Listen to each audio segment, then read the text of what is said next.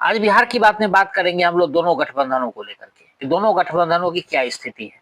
चुनाव 2-3 दिन बाद उसकी घोषणा होने वाली है। इलेक्शन कमीशन बिहार आए, समीक्षा कर रहे हैं, सारा कुछ चल रहा है और जल्दी से जल्दी चुनाव की घोषणा हो जाएगी।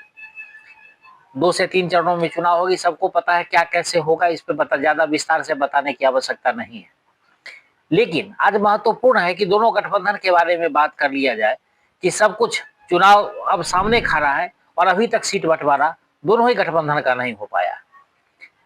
अगर आज हम बात करें, पहले सबसे पहले बात करते हैं एनडीए की, तो देखिए एनडीए में जो सीटों का जो बंटवारा जो है वो नीतीश कुमार और बीजेपी में तो तय है लगभग। और जहां तक उपेंद्र कुशवाहा, जीतन राम मांझी हैं, वो भी माना गया। लेकिन चिराग पासवान की महत्वाकांक्षा जो है प्रशांत किशोर के कारण उछाल मार रही है। चिराग पासवान पिछली बार लड़की अकेले देख चुके हैं, इस बार वो अब धमकी दे रहे हैं पीके के नाम से कि हम उधर चले जाएंगे।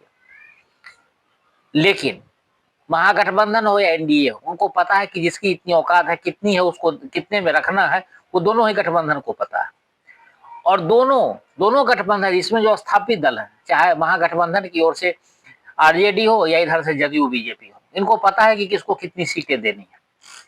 तो इस स्थिति में एनडीए की तरफ अगर देखें तो चिराग पासवान की जो महत्वाकांक्षा, वो बिहार फर्स्ट और बिहारी फर्स्ट, उनके पिताजी भी बिहार के मुख्यमंत्री बन रहे थे, नहीं बन पाए, दुख की बात है।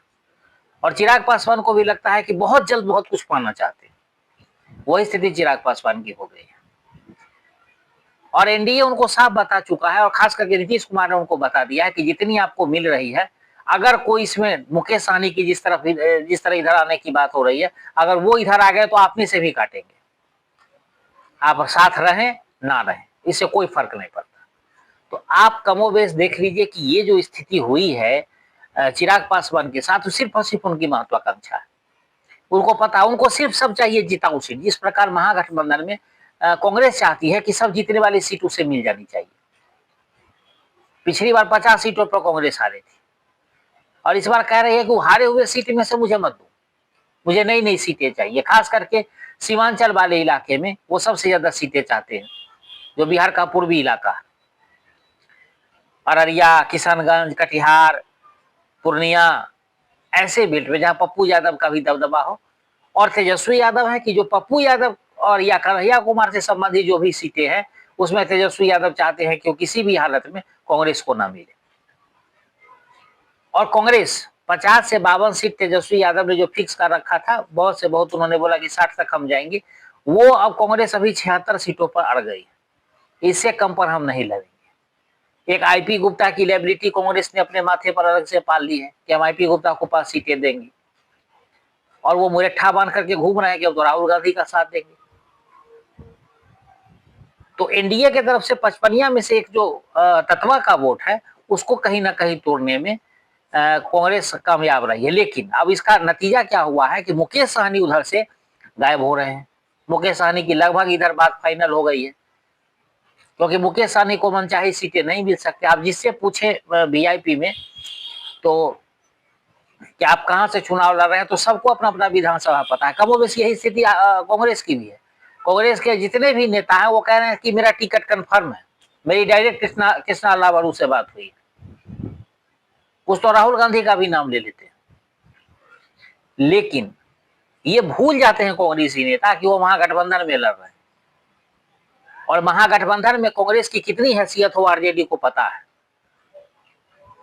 और वहां पे लालू यादव बैठे हुए हैं। तेजस्वी यादव की आज भी नहीं चलेगी। लालू यादव अपने हाथ में कमान ले लें तो फिर कांग्रेस को उसी 30 साल पीछे ले जाएंगे जहां से कांग्रेस ने शुरुआत की थी बिहार में, 1990 के चुनाव हारने के बाद, जब लालू प्रसाद यादव बिहार के मुख्यमंत्री बने थे।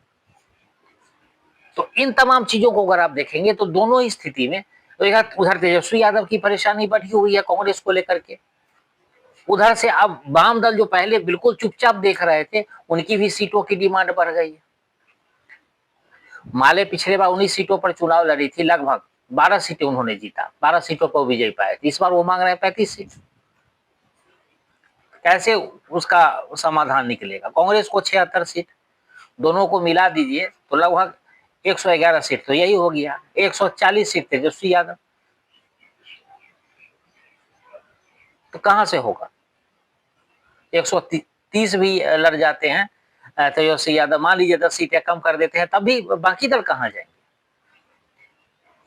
मुकेश सहनी जो डिप्टी सीएम बनने के लिए बैठे हुए हैं, इतनों दिनों से मंसूबा पाल रखे, केंद्रीय मंत्रिमंडल का उन्होंने मंत्रिमंडल में मंत्री बनने का जो है सो उन्होंने अपना छोड़ दिया, ऑफर छोड़ दिया, उस उनका क्या होगा? कांग्रेस कर रही है नहीं, इसको तो किसी हालत में मुकेश सहनी को डिप्टी सीएम नहीं बनाएंगे। कांग्रेस ने शर्त रख दी है कि मुकेश सहनी को डिप्टी सीएम नहीं बनाना, 2 डिप्टी सीएम हमारा होगा, आपका सीएम होगा तो 2 डिप्टी सीएम हमारा होगा। तो कैसे इस स्थिति में बात बनेगी? उधर चिराग पासवान अलग बांसुरी बजा रहे हैं। कभी कभी जीतन राम मांझी को भी लगता है कि 20 सीट पर हम भी लड़ सकते हैं। लड़ने में क्या जाता है, लड़ने को 243 सीटें पर भी लड़ा जा सकता है। जहां जहां जिस प्रदेश में चुनाव हो वहां लड़ जाइए। तो इस स्थिति में दोनों गठबंधन का पेच फंसा हुआ है, लेकिन इसका निदान 2 से 3 दिनों में निकलेगा। जनस्वराज का जैसे ही लिस्ट आएगा, 9 तारीख को जनस्वराज की पहली लिस्ट आ रही है, 7 या 9 को आ जाएगी उनकी लिस्ट। उसके बाद देखिएगा धराधर यहाँ से भी दोनों गठबंधनों से लिस्ट निकलना शुरू हो जाएगा। उसके बाद हो सकता है, मैं कंफर्म नहीं हूं, लेकिन हो सकता है जो अंदर खाने की बात है या सूत्र कहते हैं, या तो सूत्र मानते नहीं, उसको क्या कहते हैं आप समझते ही हैं, लेकिन अगर उसकी माने तो कांग्रेस अलग भी चुनाव लड़ सकती है, क्योंकि कांग्रेस ने अपने नेताओं को इस प्रकार के सपने दिखा दिए हैं, इतने वादे कर लिए हैं कि वो तेजस्वी यादव के साथ गठबंधन में रहने पर तो पूरा नहीं हो सकता। तो इसी स्थिति में देखते हैं क्या होता है, और जल्दी ही दोनों महागठबंधन का कैसे कितना कितना किसको हिस्सेदारी मिलती है, इस पर आपको हम इसे रूबरू कराएंगे।